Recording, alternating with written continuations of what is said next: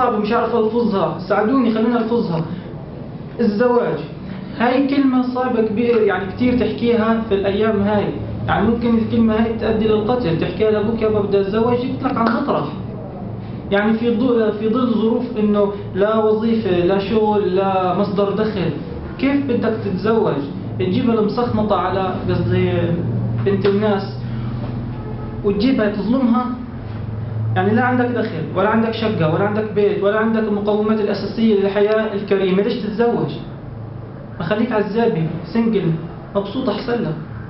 يعني عزيز الشاب اللي بفكر تتزوج، أنا بنصحك بس يصير عندك سيارة، وبس يصير عندك فيلا، وبس يصير عندك مصدر دخل، وبس يصير عندك حساب في البنك، وبس يصير عندك مشروع رأس ماله أقل حاجة $500,000، وقتها تفكر إنك تتزوج. بس لو عملت هيك ارجع قابلني. شايف الزواج بس بده هيك، مش محتاج متطلبات كتير، صح؟ ثواني وقف شوي. انت محتاج كمان تلعب حديد، مش لأكتر ولا أقل، بس عشان بكرة تتجوز تقدر تشيل الأغراض لمرتك وتستعرض باي وتراي عادي. طبعا إذا بتقدر توفر كل هاي الأمور، سيارة وبيت وشقة ورأس مال وحساب في البنك، معناتها أنت ابن مسؤول أو ابن وزير أو ابن.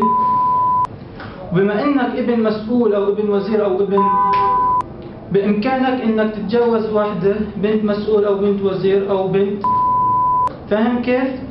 ومدام أنك راح تتزوج بنت وزير، فعاد أنا بنصح سيادة الوالد عندك أنه يحسن العلاقات الوطيدة، هيصير بين رئيس وبين وزير، حيصير نسب، وهيك البلد حتاكل هوا، لأنه اثنين اجتمعوا وزير ومسؤول، الاثنين راح يسرقوا من نفس الكيس مع بعض، سرقتهم مع بعض، وهيك أكلنا هوا عشان جيستك انت والبنت المسخمطة.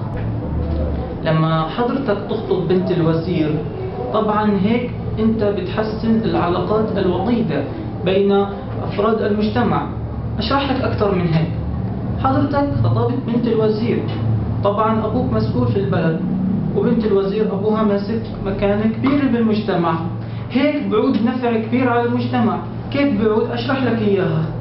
بصير هالوزير وهالمسؤول تكاتفوا جهودهم مع بعض وبيسرقوا في البلد مع بعض، مش حيحتاج يكون في عداوة بيناتهم، يدا بيد. طبعا كل هيدا على حساب جوزتكم. عزيزتي البنت، طبعا ساعدها الحظ، قصدي المسخمط على حظه، وفر لك شقة، وفر لك بيت، ووفر لك حياة كريمة، ووفر لك سيارة، ووفر لك شغل، ووفر لك كل أساليب الراحة.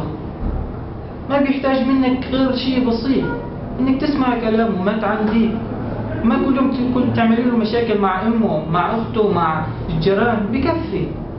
بيجوا بيحكوا لك لما تتزوج كون قدها، اتحمل المسؤولية، شد الأحزمة، خد نفس عميق. أنا إخوان بدي أتزوج، مش رايح أفتتح الأندلس. عشان يحسنوا منظر الزواج ويحسنوا الفكرة عن الزواج أطلقوا عليه اسم القفص الذهبي. عمرك شفتوا حد محبوس مبسوط لأنه محبوس؟ فرقة معاه نوع المعدن المحبوس إن كان ذهبي ولا مصدي؟